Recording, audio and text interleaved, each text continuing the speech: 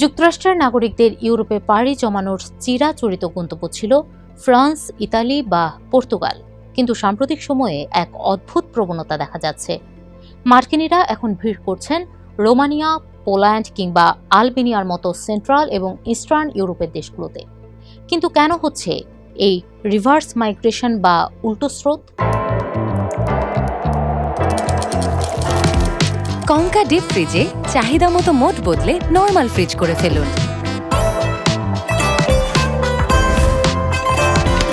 কঙ্কা, happy থাকুন। এই অভিবাসনের একটি বড় কারণ হল নিজের শেকড় খুঁজে ফেরা।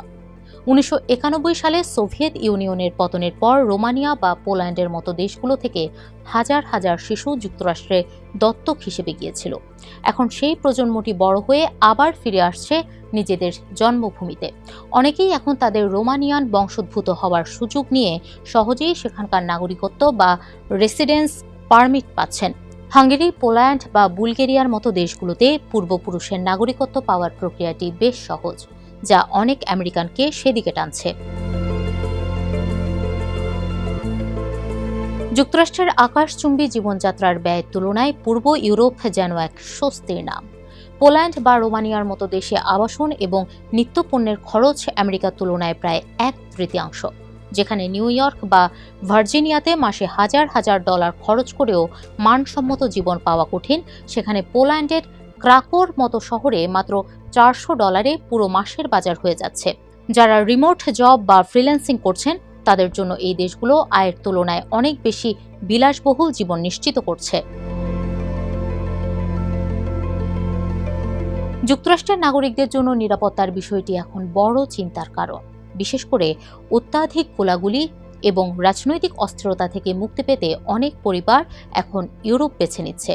অনেক আমেরিকান অভিবাসী বলছেন, রোমানিয়া বা পোল্যান্ডের মতো দেশের উৎসবে যোগ দিয়ে তাদের প্রথম অনুভূতি হয় এখানে অন্তত গুলি খাওয়ার ভয় নেই। এই মানসিক শান্তি তাদের কাছে বড় পাওয়া। আমেরিকার চিরাচরিত ওয়ার্ক টু লিভ বা সপ্তাহে 60 থেকে 90 ঘন্টা কাজের কালচার থেকে মুক্তি পেতে চাইছেন অনেকেই।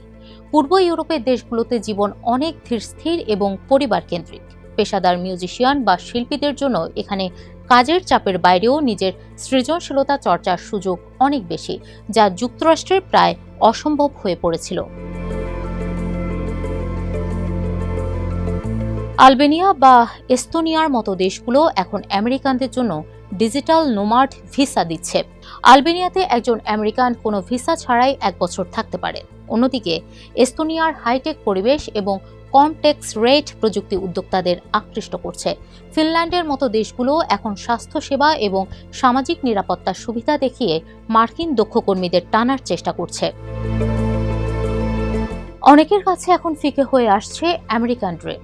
নিরাপদ জীবন, কম খরচ এবং নিজের আত্মপরিচয় খুঁজে পাওয়ার নেশায় ইউরোপের এই অচেনা দেশগুলোই এখন হয়ে উঠছে আমেরিকানদের নতুন আশ্রয়স্থল। তবে সামনে যদি আমেরিকার দ্বৈত নাগরিকত্ব আইন কঠোর হয়, তবে এই অভিবাসীদের জন্য সিদ্ধান্ত নেওয়াটা কঠিন হয়ে পড়তে পারে।